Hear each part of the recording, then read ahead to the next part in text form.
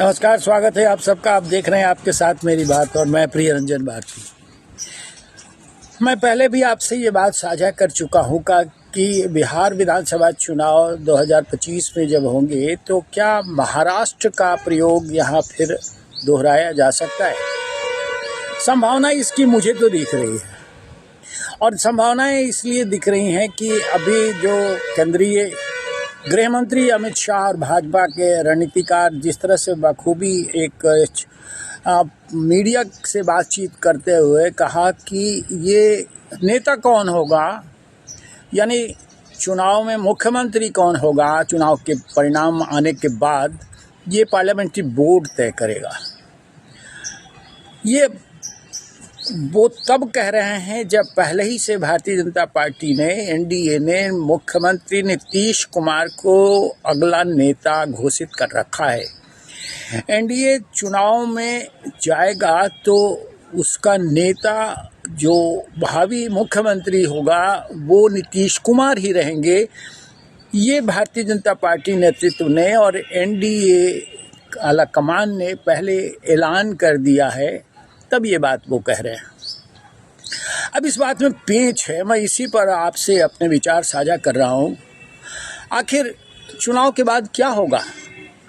क्या नीतीश कुमार मुख्यमंत्री फिर से बनेंगे या फिर उन पर ऐसी परिस्थितियां उनके आगे बना दी जाएंगी कि वो अपना उत्तराधिकारी खुद घोषित करें, अपनी जुबान से, अपने श्रीमुख से वो ऐलान करें कि हम अब सक्षम नहीं है, हमारी उम्र हो गई, या जो भी बात कह सकते हैं। ऐसा कहते हुए वो खुद अपने उत्तराधिकारी यानी नए मुख्यमंत्री के नाम का ऐलान करें। इसकी संभावनाएं बन रही हैं और इसकी संभावनाएं मुझे दिख रही हैं। अमित शाह की बातों में अगर जाएं और उसके पहलुओं का विवेचन करें तो आपको साफ ये झलक जाएगा कि महाराष्ट्र का प्रयोग बिहार में निश्चित रूप से दोहराया जाएगा, और इसके प्रमाण भी हैं प्रत्यक्षतः। अभी जिस तरह से उपचुनाव में जो कुछ हुआ उसे लेकर के एनडीए के घटक दल जीतन राम मांझी की पार्टी हम और दूसरे घटक दल रामविलास पासवान की लोक जनशक्ति पार्टी, जिसके नेता चिराग पासवान केंद्र में मंत्री हैं, उनके बीच काफ़ी घमासान बातों का हुआ। और वो ये कि प्रचार करने के लिए क्यों नहीं गए, वो साबित करें एनडीए में हैं या नहीं, ये बात भी उभर कर आई। अब झारखंड के चुनाव में दोनों ताल ठोक रहे थे, अब दिल्ली के विधानसभा चुनाव में भी दोनों आपस में ही ताल ठोक रहे हैं। लेकिन उपचुनाव जिन 4 सीटों पर हुआ वहाँ चिराग पासवान प्रचार करने नहीं गए, खासकर इमामगंज जहाँ जीतन राम मांझी के पुत्रवधू वो दीपा मांझी चुनाव जीती और वहाँ प्रचार के अभियान में चिराग पासवान के नहीं जाने से बात बड़ी थी। हालांकि यहाँ जो खेल हुआ, प्रशांत किशोर की पार्टी ने जिस तरह से वोटों का विभाजन किया उससे आरजेडी यानी राष्ट्रीय जनता दल गठबंधन, जो महागठबंधन बिहार में कहा जाता है, इंडिया फ्रंट की फजीहत हुई, हार हुई। लेकिन दोनों ही दलों के बीच में जिस तरह से रसाकशी हुई और बात बदजुबानी तक आ गई, वो क्या संकेत कराता है।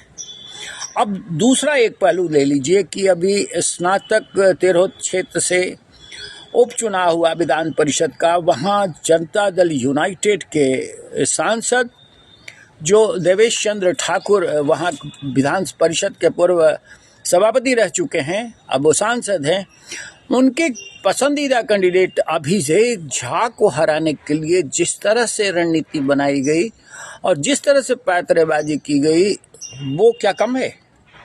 अभिषेक झा के खिलाफ हालांकि रोशन चुनाव में ताल ठोक रहे थे, वो अधिकृत रूप से पार्टी छोड़ करके, लेकिन अभिषेक झा को हराने के लिए जिस तरह से वहाँ से जो खेल किए गए, सौरव पांडे से लेकर के बड़े जो चिराग पासवान के खास रहे हैं, उन सब ने जिस तरह से घेरबंदी की अभिषेक झा को हराने के लिए, और प्रशांत किशोर की पार्टी वहाँ जिस तरह से मोहरे बिछाए उसने, वो हारने के लिए काफ़ी था। और अभिषेक झा जो जनता दल यूनाइटेड के प्रत्याशी थे, एनडीए के अधिकृत प्रत्याशी थे, उनकी हार ही नहीं हुई, वो चौथे पायदान पर चले गए।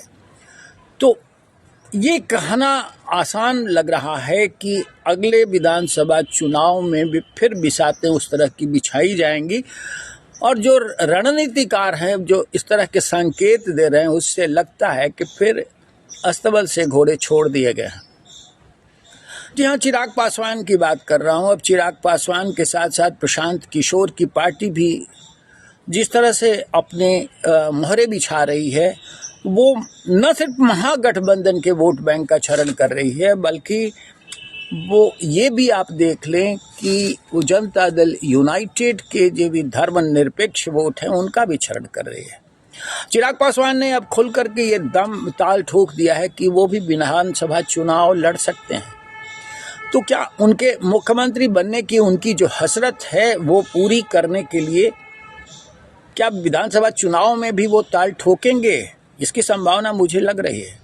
और 2020 में जिस तरह से चचा नीतीश कुमार को उन्होंने औकात बता दी और जिस तरह से उनकी संख्या कम करवा दी, जैसे जैसे मैदान में मोहरे बिछाए उन्होंने, वो अब उनके चुनाव लड़ने की बात कहने से ये साफ होता जा रहा है कि फिर भारतीय जनता पार्टी के इशारे पर वो चुनाव मैदान में उसी तरह की रणनीति अपनाएंगे और उसी तरह के मोहरे बिछाएंगे।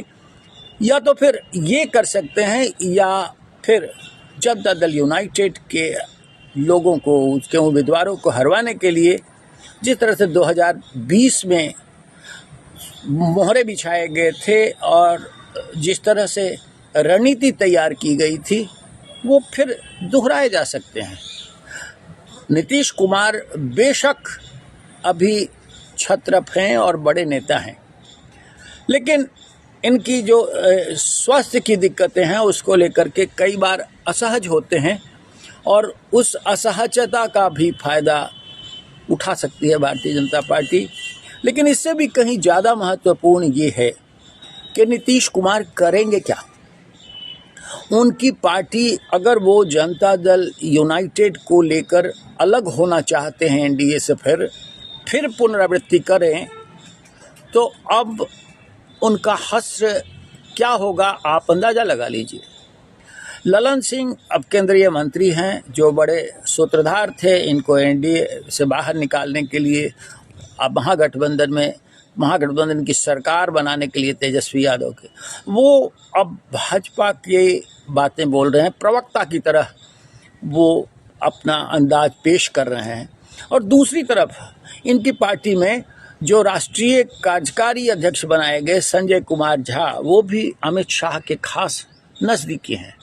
और कई ऐसे मामले हैं जिन मामलों में नीतीश कुमार के खिलाफ पर्याप्त सबूत और फाइलें एक तरह से रख ली गई हैं केंद्रीय गृह मंत्रालय में कि अगर ये इधर उधर करने की कोशिश करेंगे तो फिर इन्हें भी लालू प्रसाद यादव की तरह जेल की यात्रा करनी पड़ सकती है।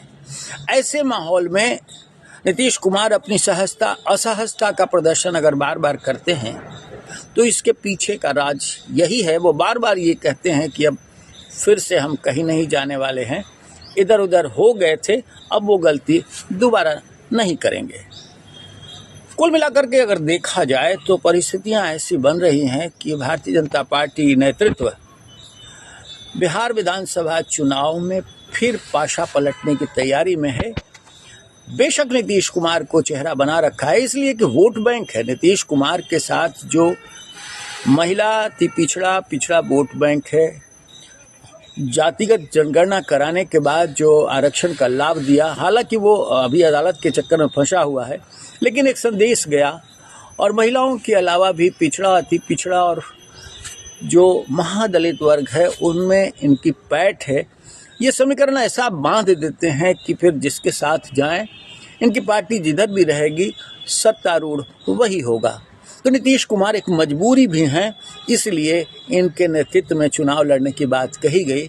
लेकिन इनकी असहजता, इनका स्वास्थ्य और इनकी उम्र का तगाजा देकर के परिस्थितियां करवट बदली जा सकती हैं और मुझे उस करवट बदलने का अंदेशा कहीं ज़्यादा नज़र आ रहा है। केंद्रीय गृह मंत्री अमित शाह की बोली के बाद, उनके वक्तव्य के बाद तो ये और प्रबल होता जा रहा है।